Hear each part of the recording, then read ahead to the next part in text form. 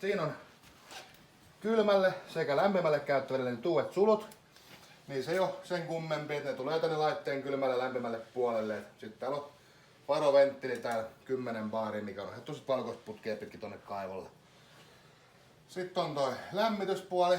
Siinä on toi lämmityspuolen meno ja paluu sitten alempi. Siinä on nämä punahattuset, näissä päissä on sellaisia ilmakelloja, mitkä poistelee sitä ilmaa sitten. Joo. Sinne kertyy. Sielläkin on sitten uudet sulut. Tuossa on toi menopuolen sulku ja tuossa on paluupuolen sulku. Ja se oli nyt toi suodatin ja tässä on toinen suodatin. Niin käydään nyt se läpi, että miten ne hoidetaan. Eli kun halutaan nuo suodattimet huoltaa, niin se huolletaan vaan kesäisin. Koska jos siinä menee joku mönkää ja sä vaikka talvellisen teet, niin sä et saa taloa lämmitettyä sen jälkeen. Mutta tehdään kesällä se. Mut hyvin yksinkertaisesti lyödään tästä liukukytkimestä ensin keskiasentoon. Silloin sammuttaa järjestelmä. Sitten tullaan tänne, voidaan kääntää tää sinin kahva kiinni. Mä en nyt käännä, kun kone on päällä, mutta käännetään se tonne alaspäin. Niin silloin niin kuin mä näytin, niin se sulki ne molemmat puolet ton korkin voi aukasta ja sieltä löytyy se sihti ja sokka. Niin. Ei muuta kuin putsaa sen siellä hanan alla sen sihdin ja sit vaan samat takaisin korkki kiinni ja sit toi kahva auki. Mutta ei lyö konetta vielä päälle, vaan sit on tää sykloonisuodati. Se on vähän helpompi. Ensin otetaan tää magneettikotelo siitä päältä pois. Sitten avataan toi korkki. Täällä on nää magneettikotelo. Sitten tää korkki voi aukaista. Ja kannattaa tuohon hommata sit semmoinen kirkas letku. Se helpottaa tän putsaamista aika paljon. Et lyö sen kirkkaan letkun suoraan tonne kaivoon ja sit tosta voi, mä en nyt käännä, sieltä tulee aika paineinen vettä, mutta tän sulun voi kääntää auki. Sitten sieltä tulee sit likasta vettä niin pitkään, että se kirkastuu ja sit vaan kaikki samat takaisin, että lyö toi tämä kotelo takas päälle. Ja... Tämä tehdään kesällä. Joo, kesältäänkin. Joo. Sitten vaan toi korkki takaisin. Joo. Sitten kun ne on kaikki suoritettu, niin sit voi lyödä koneen takas päälle. Joo. Sitten siinä on tosiaan se järjestelmän painemittari. Ja se olisi hyvä pitää siinä noin yhdessä baarissa. Joo. Ja sitten siinä on tuo punainen viiva merkkaa tämän varoventtiilin koon. Se on se ylipainesuoja, mikä suojelee laitetta ylipainetta. Niin kun se menee ton punaisen viivan yli, niin sitten se alkaa sieltä taas valuttaa valkoista putkea pitkin tuonne kaivolle. Joo. Siinä olisi putket tiivistettynä. Herääkö mitään kysyttävää? Ei oikeastaan. Ei osaa vielä tämä. Mä osaan. Niin, täyttöhana joo. Tosiaan, se piti sanoa vielä, mutta jos ne paineet laskee, leikitään, että ne on vähän laskenut, niin sitten täällä on tää täyttöhana, nämä kaksi mustaa tässä. Ja. Toinen vaan täysin auki ja toisesta varovasti vähän avaa, niin alkaa paine kasvaa. Okei. Se unohtui jo sanoa. Paljonko se pitää olla aina? 1 baari. Eli tossa, missä se nyt on. Ja. Se on hyvä. Sitten siirrytäänkö näytön puolelle? Se on nyt alkuun tällaisen näytön säästäjällä, mutta kun kerran pyöräyttää, niin pääsee tänne 4 valikon päävalikkoon ja mennään tuohon min laitteistoon alkuun. Täältä löytyy nyt Plus-toiminnoista tää internetti ja sitten täällä on se My App-linkki. Eli kun sen sovelluksen lataa, sinne täytyy ensin rekisteröityä. Sitten sinne, kun on rekisteröitynyt, niin sinne täytyy liitä manuaalisesti laite. Niin se pyytää sitten ton sarjanumeron ja yhteysmerkkijono. Ne sitten kirjoittaa sinne, niin se löytää tämän laitteen. Sitten sinne pääsee sinne omaa etäseurantaan sen jälkeen. Sitten täällä on tää, onks teillä pörssisähkö tässä käytössä? Ei oo. Kiinteä. No sit ei käytä pörssisähköä läpi.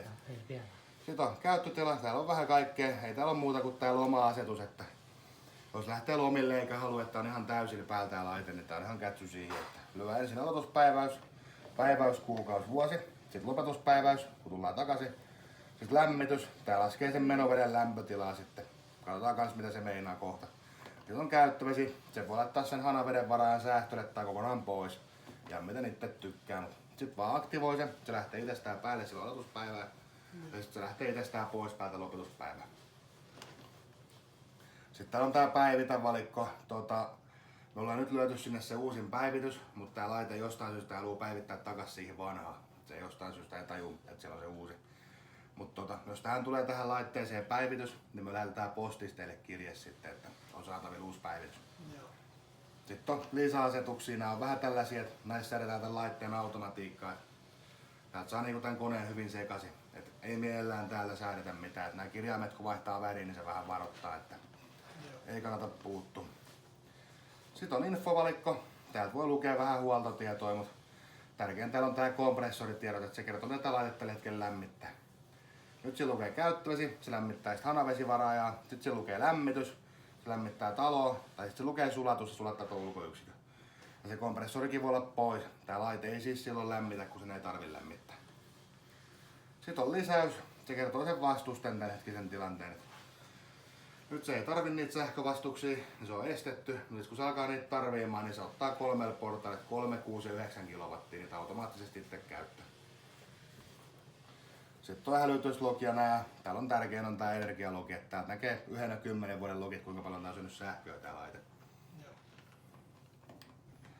Sitten on tuo käyttövesi. Tuo on käyttövesivaraan tämänhetkinen lämpötila ja se nousee sinne just sinne 40-45 suunnilleen. Sitten on tällainen kuin tilapäin luksus, jos tulee isompi saunaporukka ja tällainen, että tarvii vähän kovemmin sit lämmintä käyttövettä. Ja tää luksustila nostaa siitä 4,5 sinne 5,2 suunnilleen sen lämpötilan. Se nostaa sen kerran tai ylläpitää 3, 6 ja 12 tuntia. Jos on paljon suihkuskävijöitä, niin lyö vaan 3 tuntia päälle, niin riittää lämmin käyttövesi. Sitten on mukavuustila. Tää se on mistä niinku vakinaisesti se lämpötila. Että Smart Control sen 2 viikkoa vahtii kulutusta, mutta sit sen jälkeen laskee sen lämpötila. Se täytyy olla hyvin säännöllistä se niinku käyttöveden käyttäminen, että se osaa laskea se just sopivaksi. Säästöllä se on 40, normaalisen 45 ja luksuksellisen 50. Et jos se ei ole normaali liite, niin se voi laittaa tuohon luksukselle sitten, sit se riittää varmasti. Sitten on ohjelmointi, jos on aina perjantaisin tiedossa, että on enemmän suihkuskävyä, niin voi laittaa automaattisesti lukustilan päälle. Sitten on lisäasetuksissa on tää Legionella-ohjelma. Eli se 45 hän ei riitä tappaa sen Legionella-bakteeria. Niin tää viikoittain keskiyöllä nostaa sinne 6-5 sen varaan lämpötilan, että ne kaikki pöpöt kuolee sieltä sisältä. Ja senkin tekee siis automaattisesti. Sitten on sisälämpötila, tuo ulkolämpötila tuo 21.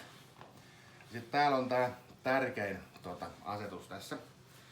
Et nyt kun se lämmityskausi alkaa, niin se alkaa siinä muistaakseni 17 astetta kun ulkolämpötila, niin se alkaa laittaa sit lämmityksen päälle. Ja automaattisesti. Ja sit kun se alkaa lämmittää, niin jos se tuntuu silloin lämmityskaudella, että vähän on liian kylmää vesi, niin täältä voi lyödä sit plussaa. Tai jos se on liian kuumaakin, niin voi laittaa miinusta. Tää on tämän laitteen termostaatti vähän niinku, että täältä säädetään se lämpötila sit silleen niinku omaksi sinne lattiaan. Sitten on ohjelmointi. Täällä nyt ei oikeastaan en suosittele, että käytetään, että antaa sen ohjata ton ulkolämpötilakäyrän mukaan, mikä täältä löytyy. Silloin kun ulkolämpötila laskee, niin se nostaa menoveden lämpötilaa.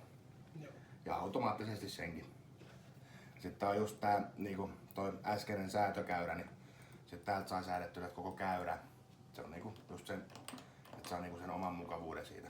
Se on se tärkein asetus toi lämmityksen säätö. Ja 2 astetta vuorokaudessa maksimissa. Joo. Sitten täytyy odottaa päivää, että sä näet, että onko kylmää vai kuumaa edelleen. Et jos sä käyt koko ajan säätellen, niin ei se edes vaikuttaa huoneen lämpötilaan. Odottaa vuorokauden ja katsoo sitten. Joo. Sitten maapallonkuva meinaa syystetty internetti ja sille löytyy se modeemi tosta katolta. Ja se on vuoden kuluvana kauppaa se meidän etäseuranta. Sitten jos sen haluaa ottaa niin pois sen meidän seurannan siitä, niin tuohon modeemiin voi vaihtaa ton SIM-kortin. Siellä on SIM-kortti tuolla modeemissa. Tai sitten sinne voi vetää ethernettikaapelin, tämän kannen takaan on pistoke sinne ethernettikaapelilla. Voi laittaa sitten semmoisen wifi-laajentimen kanssa. Saa sitten yhdistettyä omaan modeemiin. Sitten jos laitteeseen tulee joku vikatila, niin se lopettaa kokonaan sen lämpimän hanaveden tuottamisen. Sitten kun suihkus loppuu lämmin vesi, niin tietää aika hyvin, että on joku vikatila päällä. Niin sitten kun tulee tarkastaa, niin toi palaa punaisella toi valo ja sitten siinä on syttynyt uusi valikko, missä lukee hälytys. Se on melkein joka kerta kannattaa vaan soittaa suoraan tänne meidän numeroon, jos ei se ole itsestään lähtenyt se hälytys. Sitten se vaatii jonkunnäköisen toimenpiteen. Joo, paljonko teidän huolto maksaa? No jos se on niinku joku vika, niin takuaikaanhan se on ilmainen tietenkin. Mutta 5 vuotta. 5 vuotta jo. Ja no siinä oli se vikatilan käyttö ja sitten on toi liukukytkimessä on noin 3 asentoa. Et vasemmalla se oli päällä se laite, keskellä se on sammutettu ja sitten oikealla on tuollainen hätäkolmion kuva. Et jos tuolle ulkoyksikölle nyt koskaan käy mitään, että sitä ei pysty käyttämään lämmittämiseen, niin sit kun se vetää tonne oikealle, niin se ohittaa sen ulkoyksikön. Et se lämmittää pelkästään niillä vastuksilla sitten. Se on sellainen vähän niinku tuomiopäivän tila periaatteessa. Mut siinä on se näyttö. Sille löytyy sit kans ohjekirja tosta. Joo. Siinä on iltaluettavaa sit hyvin. Semmonen.